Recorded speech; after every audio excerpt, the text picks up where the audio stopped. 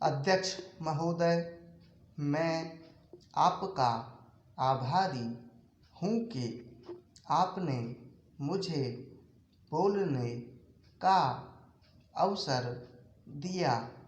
इस देश के वर्तमान भारी संकट के समय में, और विशेष रूप से उस समय जबकि हम लड़ाई से अभी निवृत्त हुए हैं और आकाश में लड़ाई के बादल दूसरी तरफ से आने शुरू हुए हैं।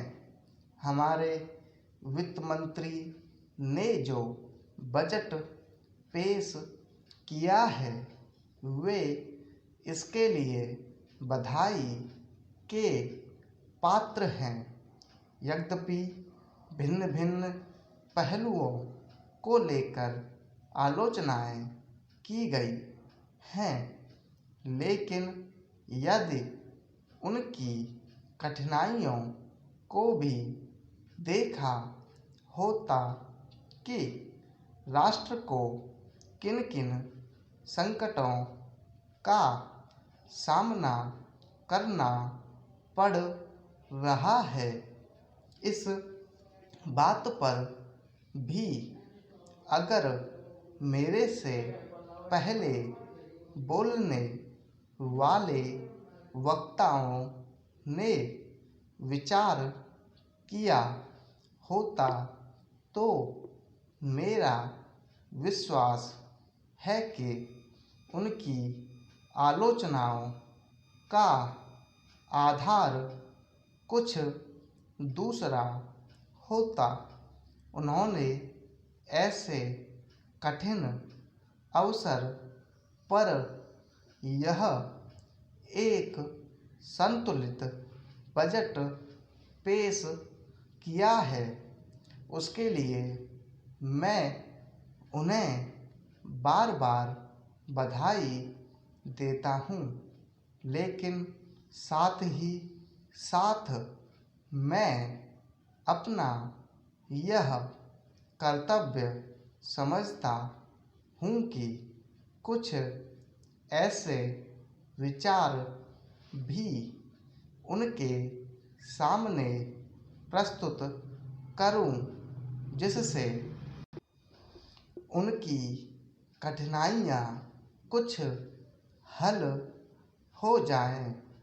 उदाहरण के रूप में विगत 2 वर्षों में लेखा जोखा कमेटी में बैठने के समय मुझे ऐसा अनुभव हुआ है कि इस देश में 2-3 इस प्रकार की त्रुटियां मौजूद हैं जिनको दूर करने के लिए, जिनकी जांच करने के लिए यदि कोई एक कमेटी या आयोग बिठा दिया जाए तो राष्ट्र को, राष्ट्र की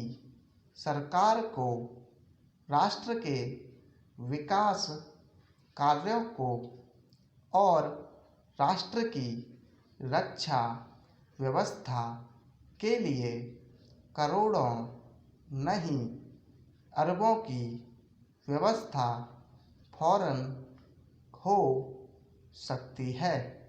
केवल शासन को जागरूक होकर कुछ कदम उठाने की आवश्यकता है।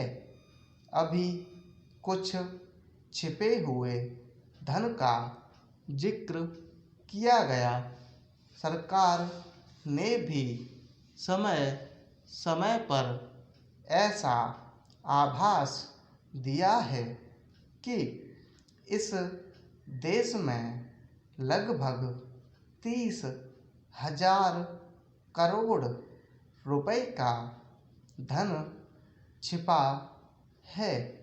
स्वयं मैं समझ नहीं पाता हूँ कि जब सरकार ऐसा अनुभव करती है तो इसकी व्यवस्था करने में उसको दिक्कत क्या आ रही है। ऐसा मालूम होता है कि कहीं इच्छा शक्ति की कमी है। भारत की इस सरकार ने अपनी शक्ति का ठीक से उपयोग करके उस दुश्मन के दांत खट्टे किए जिसके कि ऊपर विश्व की शक्तिशाली और इंग्लैंड जैसी शक्तियों का अटूट सहारा था और जिसकी कि हमारे विरुद्ध उकसा कर खड़ा किया था और अपना पूर्ण सहयोग दिया था।